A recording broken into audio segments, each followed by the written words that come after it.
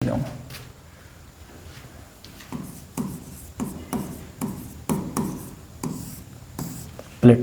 प्लेटो काव्य शास्त्र का एक महत्वपूर्ण विचारक है। प्लेटो का जन्म 427 या 428 ईसा पूर्व एथेंस में हुआ था। एथेंस में इनका जन्म हुआ। निधन इनका है 347 ईसा पूर्व में। प्लेटो का मूल नाम जो है वह है अरिस्टोक्लिस। प्लेटो का मूल नाम है अरिस्टोक्लिस। इनके मल्ल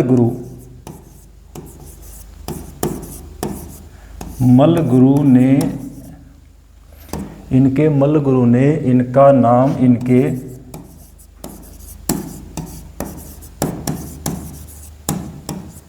चौड़े माथे और चौड़े कंधों के कारण इन्हें नाम दिया था प्लाटोन। यही प्लाटोन अरबी फारसी भाषा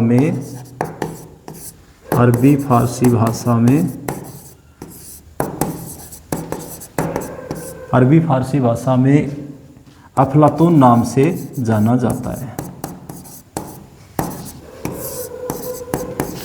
अफलातून नाम से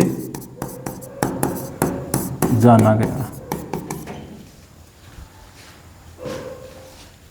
यही प्लाटोन जो है वो अफलातून नाम से अरबी फारसी भाषा में जाना गया और अन्य भाषाओं में प्लेटो के नाम से जाना गया। प्लेटो के गुरु का नाम, प्लेटो के जो गुरु थे उनका नाम है सुकरात। अब प्लेटो के गुरु जो सुकरात थे उनसे ये अपनी लगभग 12 से 13 वर्ष की आयु में मिले थे। 12 से 13 वर्ष की आयु में मिलने के बाद में ये आजीवन अपने गुरु के साथ रहे। तो ये एक पाश्चात्य चिंतकों की एक श्रेणी बनती है जिनमें सबसे पहले आते हैं सुकरात। सुकरात के बाद में इनके शिष्य आते हैं प्लेटो, और प्लेटो के बाद में आते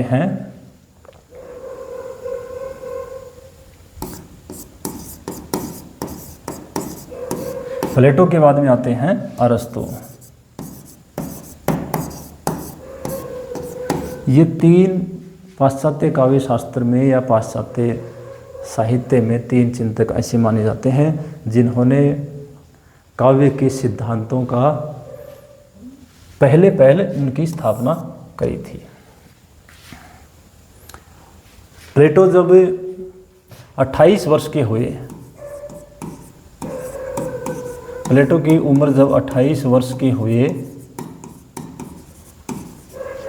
तो इन्होंने यात्रा करनी शुरू की और लगभग 12 वर्ष तक इन्होंने इटली, सिसिली, यूनान इन स्थानों की यात्रा की। इटली की, सिसिली की यात्रा की, यूनान आदि स्थानों की यात्रा इन्होंने की। 12 वर्ष बाद ये ज्ञान संपन्न होकर वापस लौटे और इन्होंने एथेंस में एक अकादमी स्थापित की जिसको अकादमिया नाम दिया गया है। अकादमिया। एथेंस में इन्होंने 12 वर्ष तक घूम घाम करके जब ये वापस आए तो इन्होंने अकादमिया नाम से, या फिर ये कहें कि एक अकादमी की स्थापना की, और इस अकादमी में ये भाषण भी बिना लेख लिखे, बिना कुछ देखे ही भाषण दिया करते थे। इस अकादमी को एथेंस का या पश्चिम क्षेत्र का सबसे पहला विश्वविद्यालय होने का गौरव भी प्राप्त है। एथेंस की या पाश्चात्य देशों के पहले विश्वविद्यालय होने का गौरव भी इस प्लेटो की अकादमी को प्राप्त है। प्लेटो का जन्म जब हुआ था 427 ईसा पूर्व में, उस समय यूनान युद्ध की विभीषिकाओं से जूझ रहा था। तो जब युद्ध की विभीषिकाओं से ये जूझ रहा था, तो इन्होंने उस समय के राजनीतिक व्यवस्था को देखा, और देखने के बाद इनके मन में गहरी पीड़ा उत्पन्न हुई। इनके गुरु जो थे सुकरात को जब फांसी दी गई, यानी मृत्युदंड दिया गया, तो इनके मन में गहरी पीड़ा हुई और इनको लगा कि शासन में सत्य का कहीं भी कोई विशेष महत्व नहीं है। इसलिए इन्होंने प्रत्येक चीज़ को आदर्शवाद की दृष्टि से देखा, और प्लेटो का जो सिद्धांत है वो उपयोगितावादी सिद्धांत है। प्लेटो का सिद्धांत है वह इसीलिए उपयोगितावादी सिद्धांत है, यानी इन्होंने जो कुछ भी किया वह समकालीन समाज की गहरी प्रतिक्रिया का परिणाम है। कहने का तात्पर्य यह है कि उस समय का एथेंस है वह युद्ध की परिस्थितियों से जूझ रहा था। हालांकि वह एथेंस जो था उसमें युद्ध की परिस्थितियां होने के साथ साथ लोकतंत्र की स्थापना के लिए प्रयास किए गए, लेकिन लोकतंत्र की स्थापना से पहले वहाँ की अधिकांश जनता जो थी वह अधिकांश कह दीजिए या 2/3 जनसंख्या कह दीजिए वह दासों की थी, और उनको सक्रिय राजनीति में भाग लेने का कोई अधिकार नहीं था। जबकि एथेंस की जो सभ्यता थी वह इन्हीं के परिश्रम के ऊपर आधारित थी, इन्हीं के परिश्रम से स्थापित की गई थी। यानी एथेंस की 2/3 जनसंख्या दासों की जनसंख्या थी, और इनको नागरिक जीवन में कोई अधिकार नहीं था। जबकि एथेंस की संपूर्ण सभ्यता इन्हीं के परिश्रम पर स्थापित हुई थी। ये तो था इनके बारे में महत्वपूर्ण बातें जो इनके जीवन से संबंधित हैं। इसके साथ में इनका प्लेटो का जो काव्य सिद्धांत है, प्लेटो का जो काव्य सिद्धांत है, अनुकरण का सिद्धांत, प्लेटो का काव्य सिद्धांत, या ये कह लीजिए अनुकरण का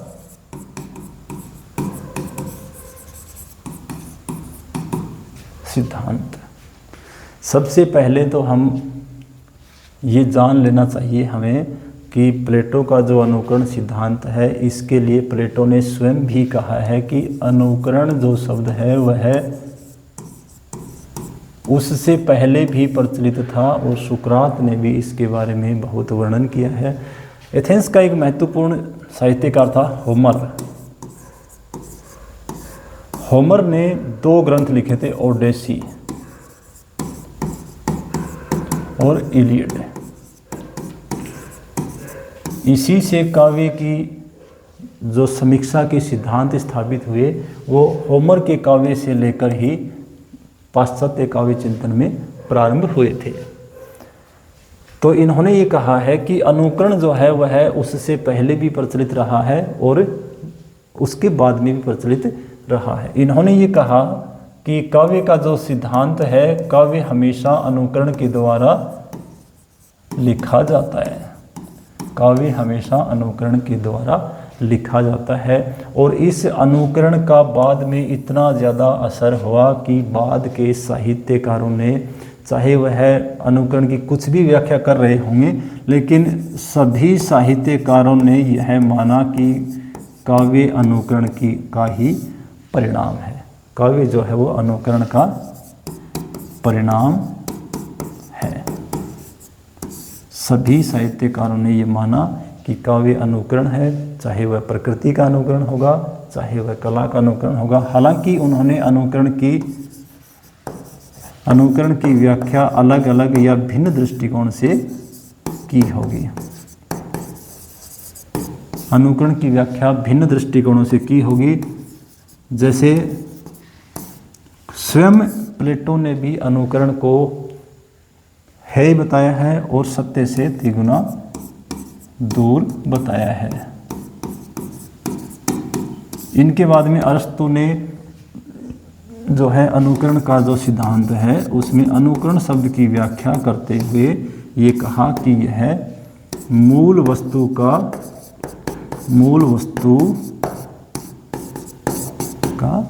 पुनः उत्पादन है। अर्थात इन्होंने क्या कहा, प्लेटो ने तो ये कहा कि अनुकरण, काव्य का जो अनुकरण है, काव्य जो है वह प्रकृति का अनुकरण है, इसलिए वह सत्य से तिगुना दूर है। जबकि इनके शिष्य ने इस व्याख्या को नहीं माना और ये कहा कि अनुकरण वह है जो ईश्वर के द्वारा प्रकृति को बनाया गया है, उस प्रकृति में जो अधूरापन ईश्वर के द्वारा छोड़ दिया गया है उसे साहित्यकार पूर्ण करता है। इस प्रकार अनुकरण है वह मूल वस्तु का पुनः उत्पादन है। ये अनुकरण की दो साहित्यकारों, दो विद्वानों के द्वारा अलग अलग व्याख्याएं की गई थी। अब अगली जो बात है वो ये है कि अनुकरण के साथ में इन्होंने ये कहा कि अनुकरण से पहले इन्होंने ये कहा कि सत्य क्या है और प्लेटो का जो सत्य है वो क्या है। इसके लिए इन्होंने दो तीन बातें कही हैं।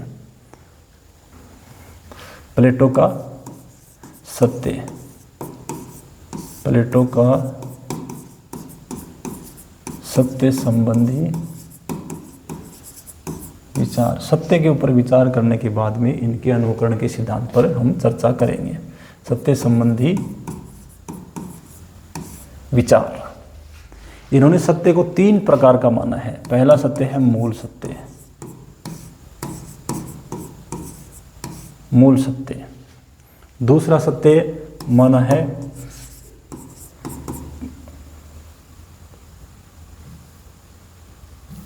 कला सत्य या वस्तु सत्य, सत्य। और तीसरा सत्य माना है अनुकृत सत्य। ये कला से संबंधित है। अनुकृत सत्य है, ये कला से संबंधित है। तो मूल सत्य जो इन्होंने माना उसके लिए इन्होंने ये कहा कि मूल सत्य है वह ईश्वर द्वारा निर्मित है। मूल सत्य ईश्वर द्वारा निर्मित है। मूल सत्य ईश्वर द्वारा निर्मित है, यानी ईश्वर द्वारा जो भी इस प्रकृति में निर्मित है उन सब का उन्होंने एक आदर्श रूप निर्मित किया गया है। और ईश्वर के द्वारा जो आदर्श रूप निर्मित किया गया है उसको इन्होंने मूल सत्य माना गया है। अर्थात मूल सत्य जो है वह आदर्श रूप है जो ईश्वर के द्वारा बनाया गया है और वह मानसिक है। दूसरा इन्होंने ये कहा कि वस्तु सत्य वह है जो आदर्श रूप को देख करके इस प्रकृति का निर्माण हुआ है, तो यह प्रकृति है, यह उस आदर्श रूप का अनुकरण है। और प्रकृति को देखकर काव्य की रचना की जाती है, इसलिए यह अनुकृत सत्य है। अनुकृत सत्य है। अर्थात इन्होंने कला को मूल सत्य से 3 गुना दूर माना, 3 गुना दूर माना। पहला यह है जो आदर्श है, ईश्वर के द्वारा निर्मित है और यह मानसिक है, इसी के आधार पर प्रकृति का निर्माण हुआ है। प्रकृति जो है वह इस आदर्श रूप का ही अनुकरण है, यानी प्रकृति जो बनाई गई है वह ईश्वर के आदर्श के निर्मित ढंग के अनुसार बनाई गई है और प्रकृति को देख करके अनुकृत सत्य का या कला का निर्माण किया जाता है। तो आदर्श रूप से प्रकृति है वह दूसरे गुना दूर हो गई और कला उससे 3 गुना दूर हो गई। इन्होंने ये कहा कि अनुकरण जो है वह हमेशा मूल वस्तु का आधा होता है। अनुकरण हमेशा मूल वस्तु का आधा कह लीजिए या अपूर्ण होता है, यानी आधा है इसलिए वह अपूर्ण है। और मूल वस्तु का जो हमेशा जो अनुकरण होता है वो आधा ही होता है, कभी भी पूर्ण रूप से उसका अनुकरण नहीं किया जा सकता। और आधा अनुकरण होने का अर्थ है अर्थात कोई वस्तु 100 है, इसका यदि कोई अनुकरण करेगा तो इनके शब्दों में इसका अनुकरण 50% ही होगा, इसका अनुकरण 50% ही होगा। और इस द्वितीय अनुकृत वस्तु का यदि अनुकरण किया जाएगा तो उसका अनुकरण सिर्फ 25% होगा। अर्थात यह कला जो है यह आदर्श रूप का सिर्फ चौथा भाग अनुकरण है, चौथा भाग ही यह कला का अनुकरण है। अब इन्होंने ये कहा कि आदर्श रूप जो है वो ईश्वर द्वारा निर्मित है, प्रकृति जो है वह ईश्वर द्वारा निर्मित रूप का अनुकृत रूप है और इस प्रकृति को अनुकृत करने के बाद में काव्य का या कला का निर्माण किया जाता है, इसलिए यह सत्य से 3 गुना दूर है, सत्य से 3 गुना दूर है, इसलिए वह है, इसलिए वह अपनाने योग्य नहीं है। इसके बाद में इन्होंने एक बात और कही कि कवि जो है उसके साथ में कभी भी सत्य का प्रश्न, कविता के साथ में सत्य का प्रश्न अनावश्यक है। सत्य का प्रश्न कविता के साथ में, कविता के संबंध में अनावश्यक है। अर्थात इन्होंने ये कहा कि कविता सत्य हो ये आवश्यक नहीं है, लेकिन हर कविता में सत्य की खोज करना भी ज़रूरी नहीं है या ठीक नहीं है। सत्य की खोज करना ठीक नहीं है, सत्य की खोज उचित नहीं है। इन्होंने ऐसा कहा है कि सत्य की खोज प्रत्येक कविता में करना ठीक नहीं है। अर्थात ये कहते हैं कि किसी भी सत्य और झूठ, कविता जो है वह है सत्य और झूठ में से सत्य के चुनाव के लिए नहीं लिखी जाती, बल्कि अच्छे झूठ व बुरे झूठ में से अच्छे झूठ के चुनाव के, बुरे झूठ में से अच्छे झूठ का चुनाव है। कविता जो है वो अच्छे और बुरे झूठ में से अच्छे झूठ का चुनाव है। कई बार इन्होंने ये कहा है कि बच्चों को सुनाई जाने वाली जो बालोपयोगी कहानियाँ हैं वो सत्य नहीं होती हैं। बालोपयोगी कहानियाँ सत्य नहीं होती, लेकिन फिर भी वे सत्य न होते हुए भी वे बच्चों के लिए उपयोगी हैं। बालोपयोगी नहीं होती लेकिन फिर भी वो बच्चों के लिए उपयोगी है। तो इनका कहना यह है कि अच्छे और बुरे झूठ में से अच्छे झूठ का चुनाव करना ही कविता का स्वरूप है। दूसरा इन्होंने ये कहा है कि कविता के साथ में हमें ऐसी कविता का चुनाव करना चाहिए जिसमें सत्य का प्रश्न न हो। अर्थात इन्होंने ये कहा है कविता के लिए सत्य का प्रश्न अनावश्यक है, कविता के लिए सत्य का प्रश्न अनावश्यक है। ये तो था इनका सत्य के संबंध में विचार। मैंने अनुकरण का पहले जिक्र किया था, लेकिन अनुकरण के जिक्र करने से पहले इनके सत्य के संबंध में विचार करना ज़रूरी था। अब इन्होंने ये कहा है अनुकरण के विषय में जो अभी हमने बात करी, अनुकरण को इन्होंने सत्य से तिगुना दूर बताया है, सत्य से तिगुना दूर बताया है। जो अभी मैंने आपको बताया भी है कि मूल जो आदर्श रूप है उसका अनुकृत रूप यह प्रकृति है, और उस आदर्श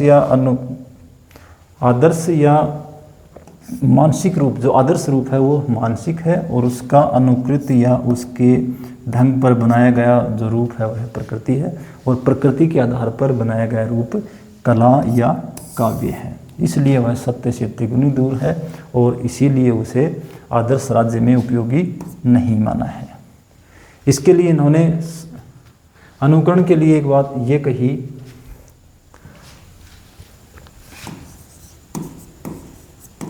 अनुकरण क्या है? प्लेटो की दृष्टि में अनुकरण क्या है? तो सबसे पहले तो इन्होंने ये कहा कि अनुकरण मूल वस्तु का, अनुकरण जो है वह मूल वस्तु या आदर्श, मूल वस्तु या आदर्श से तिगुनी दूर है, 3 गुना दूर है। इसलिए वह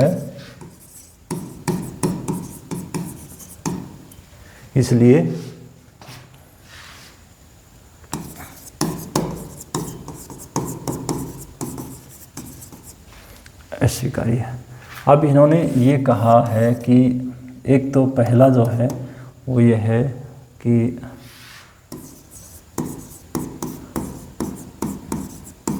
मूल सत्य, दूसरा सत्य इन्होंने वस्तु सत्य कहा है, जो अभी हमने बात भी करी थी, और तीसरा कलाकृति सत्य है। कलाकृति सत्य कहा है, मूल सत्य, वस्तु सत्य और कलाकृति सत्य। मूल सत्य को इन्होंने ऐसा कहा है कि यह आदर्श ज्ञान रूप और विचार है। यानी मूल सत्य जो है वो आदर्श है, सबसे पहला वह आदर्श है, ज्ञान रूप है और वह विचार है। इसमें 3 बातें हैं। तो पहला इन्होंने ये कहा है कि ईश्वर द्वारा जो निर्मित रूप है वह आदर्श है, जिसको हमने मूल सत्य कहा है वह ईश्वर द्वारा निर्मित है, और सामान्य रूप में जो पाया जाता है वह आदर्श है और वह ज्ञान स्वरूप है। दूसरा इन्होंने ज्ञान स्वरूप कहा, और उसको विचार कहा है। एक जगह इन्होंने ये कहा है कि काव्य में जो सत्य है वह मानसिक है, और मानसिक होने के कारण वह विचार के रूप में है। दूसरा इन्होंने ये कहा है, ये इस आदर्श जो इन्होंने बताया है मूल सत्य को आदर्श और ज्ञान रूप, इसको इन्होंने वस्तु सत्य जो कहा है। दूसरा जो बताया है सत्य के बारे में, दूसरा जो सोपान है उस पर इन्होंने ये कहा है कि यह ज्ञान रूप है, ज्ञान रूप है और मूर्त है, ज्ञान रूप है और मूर्त है। अर्थात यह इस विचार का ज्ञान के रूप में यह स्वरूप है और यह मूर्त है। अर्थात इस मानसिक या इस विचार के अनुकरण में किया गया जो अनुकरण है वह इसका साकार रूप है, जिसको मूर्त रूप कहा गया है। और ये कलाकृति सत्य जो है इसको इन्होंने कहा है धारणा सत्य। कलाकृति सत्य के लिए इन्होंने कहा है धारणा प्रसूत है। सबसे पहला तो ये कहा है कि कलाकृति सत्य है वह धारणा प्रसूत है और आभास मात्र है, यानी वह कविता का या अनुकरण का आभास मात्र है। तो इसमें 3 बातें हो गई। सबसे पहले इन्होंने मूल सत्य उसे कहा है जो ईश्वर के द्वारा निर्मित है और वह आदर्श है, उसको इन्होंने आदर्श कहा है। वह ज्ञान रूप है, यानी वह मूल है और उसका ज्ञान रूप में समझा जा सकता है। इसके साथ ही वह विचार है, अर्थात वह मानसिक है। ईश्वर के द्वारा जो सृष्टि बनाई गई है उसको उन्होंने विचार के रूप में पहले निर्मित किया है और वह विचार ही मानसिक है, वह विचार ही मानसिक है। दूसरा इन्होंने ये कहा है ज्ञान रूप, यानी ज्ञान प्रसूत है, ज्ञान से उत्पन्न है और वह इस विचार का ज्ञान से उत्पन्न ही मूर्त रूप है, यानी प्रकृति को जो हम देख रहे हैं, अर्थात ये तो ईश्वर द्वारा निर्मित आदर्श रूप हो गया, ये आदर्श रूप है। दूसरा, उस आदर्श रूप के अनुकरण में जो ईश्वर ने प्रकृति का निर्माण किया है, जो हमें दिखाई देती है वह प्रकृति है, उसका निर्माण इस आदर्श के अनुकरण में हुआ है। इसको इन्होंने वस्तु सत्य कहा है और ज्ञान प्रसूत मूर्त रूप कहा है, जो सत्य का दूसरा सोपान है। तीसरा, इन्होंने कलाकृति सत्य बताया है। यह कलाकृति सत्य इन्होंने धारणा प्रसूत बनाया है, अर्थात बताया है, यानी यह प्रकृति को देखकर या प्रकृति के अनुकरण में लिखी गई कविता या प्रकृति के अनुकरण में बनाई गई कला है, जो सिर्फ धारणा से युक्त है और वह सिर्फ आभास मात्र है, उसमें ज्ञान नहीं है, सिर्फ वह ज्ञान का आभास है। ये 3 बातें इन्होंने सत्य के रूप में कही हैं। अब अनुकरण की बात जब हम करें तो इन्होंने अनुकरण के लिए सबसे पहला कहा है अनुकरण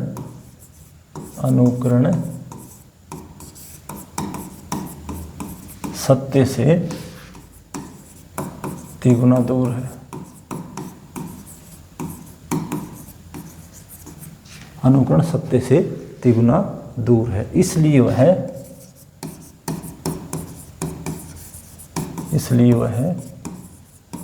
अस्वीकारी है। अनुकरण सत्य से तिगुना दूर है, इसलिए वह अस्वीकारी है। इसके बाद में ये इनका हुआ सत्य के संबंध में विचार और ये हुआ इनका अनुकरण के संबंध में विचार, जो हमने पहले भी इस पर विचार किया है। अब इनके कुछ कथन आते हैं, उन कथनों के बारे में हम और बात कर लेते हैं। पहला, इन्होंने अनुकरण करने से पहले अनुकरण के रूप में, अनुकरण को समझाने के लिए अनुकरण के रूप में इन्होंने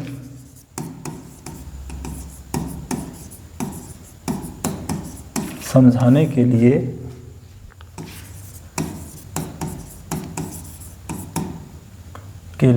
पलंग का उदाहरण दिया था। किसका उदाहरण दिया था? पलंग का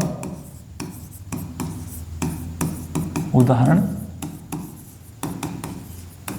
दिया था। अर्थात इन्होंने ये कहा कि जो पलंग हम बनाते हैं वह पलंग सबसे पहले ईश्वर द्वारा मानसिक रूप में या ईश्वर द्वारा एक विचार के रूप में बनाया गया है। वह विचार के रूप में जो बनाया गया पलंग है वह उसका आदर्श रूप है, वह उसका आदर्श रूप है। जो आदर्श रूप हमेशा ईश्वर द्वारा निर्मित है। आदर्श रूप हमेशा ईश्वर द्वारा निर्मित होता है और उस विचार को आदर्श रूप में निर्मित करने का कार्य, इस पलंग के विचार को निर्मित करने का कार्य आदर्श रूप में ईश्वर ने किया है। दूसरा, इसको देख करके बढ़ई जो है वह पलंग का निर्माण करता है। लकड़ी के द्वारा बढ़ई पलंग का निर्माण करता है। यह करता है, बढ़ई करता है। तो यह बढ़ई जब पलंग का निर्माण करता है तो यह इस आदर्श का अनुकरण करता है। इस आदर्श के अनुकरण में पलंग का जो स्वरूप था उस स्वरूप से यह आधा है। यह इन्होंने बताया कि बढ़ई जब उस आदर्श रूप के अनुकरण में पलंग का निर्माण करता है तो वह मूल पलंग के अनुकरण में आधा है। और इस पलंग को देख करके जब किसी कला या काव्य का निर्माण होता है तो वह इस पलंग के जो बढ़ई का बनाया गया है उस पलंग के निर्माण को देखकर जब काव्य कला का निर्माण होता है तो यह भी इस पलंग के निर्माण का आधा है। अर्थात हम ये कह सकते हैं कि विचार जो है ईश्वर के द्वारा बनाया गया है, या जो आदर्श है वह आदर्श काव्य कला के रूप में, वह उसका काव्य कला है, वह मूल विचार का चौथा हिस्सा है, चौथा हिस्सा है। ये इन्होंने, तो सबसे पहले अनुकरण को समझाने के लिए इन्होंने पलंग का उदाहरण दिया। फिर इन्होंने एक बात और कही, वो ये कही आदर्श राज्य के निर्माण में, यानी उस समय की परिस्थिति के हिसाब से एथेंस युद्ध की विभीषिकाओं से पीड़ित था। वहाँ की 2/3 जनसंख्या थी वह दासों से निर्मित थी, और उनके परिश्रम से ही वहाँ की सभ्यता फली फूली थी, तथा लोकतंत्र के नाम पर सत्ता सिर्फ अल्पसंख्यक व्यापारियों और कुलीनों के हाथ में थी। व्यापारी व कुलीन लोगों के हाथ में जो सत्ता वहाँ की सत्ता थी, वह लोकतंत्र के नाम पर व्यापारी और कुलीन वर्ग के लोगों के हाथ में थी। तो ऐसे में इन्होंने देखा कि हमारा जो साम्राज्य है वह सुकरात के बाद में आदर्श निर्माण के रूप में होना चाहिए। तो इन्होंने आदर्श राज्य के निर्माण की परिकल्पना की, और ये कहा भी जाता है कि इनका जो आदर्श राज्य का निर्माण है वह समकालीन समाज की गहरी पीड़ा का परिणाम है, जैसा मैंने अभी बताया। तो इसके बाद में इन्होंने आदर्श राज्य का निर्माण किया, उसमें इन्होंने अपने उपयोगितावादी सिद्धांत का प्रयोग किया। उपयोगितावादी सिद्धांत का प्रयोग किया। उपयोगितावादी सिद्धांत के प्रयोग में इनका ये मानना था कि आदर्श राज्य में प्रत्येक वस्तु को उपयोगितावाद की दृष्टि से देखा जाना चाहिए। जो कलाएं आदर्श राज्य के लिए उपयोगी नहीं हैं उनको आदर्श राज्य में विकसित होने, और उन आदर्श राज्य में जो व्यक्ति जिन कलाओं के बारे में जानते हैं जो उपयोगी नहीं हैं, उन आदर्श विहीन व्यक्तियों को उस राज्य में रहने का अधिकार नहीं है। अर्थात ये प्रत्येक कला को उपयोगितावाद के सिद्धांत से देखते थे। इसलिए इन्होंने कवि के बारे में एक बात कही थी कि कवि विक्षिप्त प्राणी है। कवि विक्षिप्त प्राणी है। कवि को इन्होंने विक्षिप्त प्राणी कहा था। कवि विक्षिप्त प्राणी है, और उसकी वाणी विक्षिप्त क्षणों की वाणी है। उसकी वाणी जो है वह विक्षिप्त क्षणों की वाणी है। इसलिए आदर्श राज्य से कवि को बहिष्कृत कर देना चाहिए। लेकिन बाद में इन्होंने ये भी कहा कि जिसमें देवताओं की स्तुति हो, या जिसमें उपयोगितावाद से संबंधित बातों के लिए भी इन्होंने जिक्र किया, जिसमें देवताओं के स्तोत्र हो, ऐसे कविताओं को वे आदर्श राज्य में रहने के लिए, या आदर्श राज्य में उन कविताओं के लिए वे उनकी प्रशंसा भी करते हैं। एक जगह इन्होंने ये कहा कि होमर के शब्दों को जब मैं पढ़ता हूँ तो मेरे शब्द होठों पर लड़खड़ाने लगते हैं। यानी होमर की कविता पढ़ करके इन्होंने ये माना कि जिसमें राष्ट्र प्रेम और देवताओं के स्तोत्र हैं, ऐसी कविताओं को आदर्श राज्य में होना भी चाहिए। दूसरी बात इनकी ये थी। इसके बाद में इन्होंने उपयोगितावाद की ही एक बात और कही कि रत्नों हीरे जवाहरातों, ये इनका कथन है, तीसरा कथन है, रत्नों हीरे जवाहरातों से युक्त ताज से अधिक उपयोगी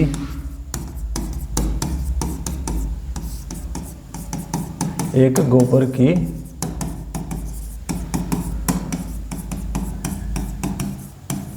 टोकरी। ये भी इन्होंने उपयोगितावादी सिद्धांत को ध्यान में रखते हुए कहा कि गोबर की टोकरी का उपयोग है, हीरे जवाहरातों से युक्त ताज की कोई उपयोगिता इन्होंने नहीं मानी, ऐसा इनका मानना था। चौथा इन्होंने एक कथन और कहा था, कवि जो है वह कवि के महत्व को दर्शाते हुए उन्होंने देखो किस प्रकार की बात कही। कवि का महत्व है एक मोची सभी कम है। कवि का महत्व एक मोची से भी कम है। अर्थात इनका यही माना, इन सब कथनों से यही माना जाएगा कि ये कविता को